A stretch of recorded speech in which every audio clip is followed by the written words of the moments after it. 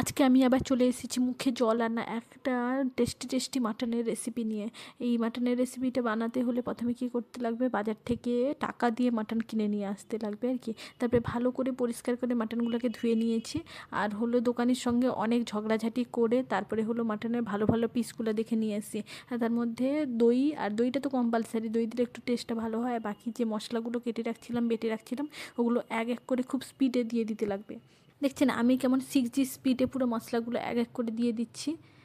এইভাবে এক এক করে সব মশলাগুলো দিয়ে ভালো করে লবণও দিতে লাগবে, লবণ দিয়ে ভালো করে কিছুক্ষণ ম্যারিনেট করে রেখে দিতে লাগবে। আর মাটন যখন বানাই আমি কিন্তু কড়াইয়ের মধ্যে বানাই না, কারণ সিদ্ধ হতে অনেক টাইম লাগে। আমি প্রেসার কুকারের মধ্যেই মাটনটা বানাই আর কি।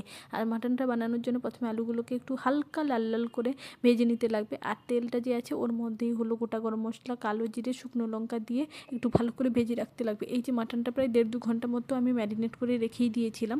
এই যে দেখছেন কেমন সুন্দর লাগছে। তাহলে মশলাটা কী হয়, মাটনের ভিতরে ঢুকে যায় আর কি।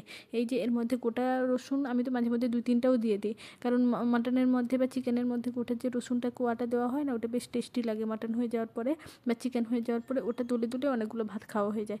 এরপরে এই যে মশলাগুলো প্রায় আমার কষানো হয়ে গেছে।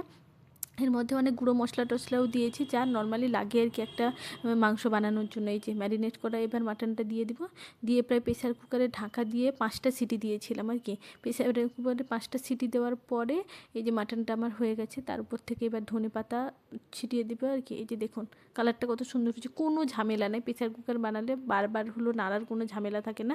4-5টা সিটি দিয়ে নেওয়ার পরে মাটনটাও বেশ ভালোভাবে সেদ্ধ হয়ে যায় আর খুব তাড়াতাড়ি নামিয়ে নেওয়া যায়। মাটনে যেহেতু হাই প্রোটিন থাকে তার জন্য তাকে ব্রেক ডাউন করার জন্য সাথে আমি সবজিও বানাই আর কি, যাতে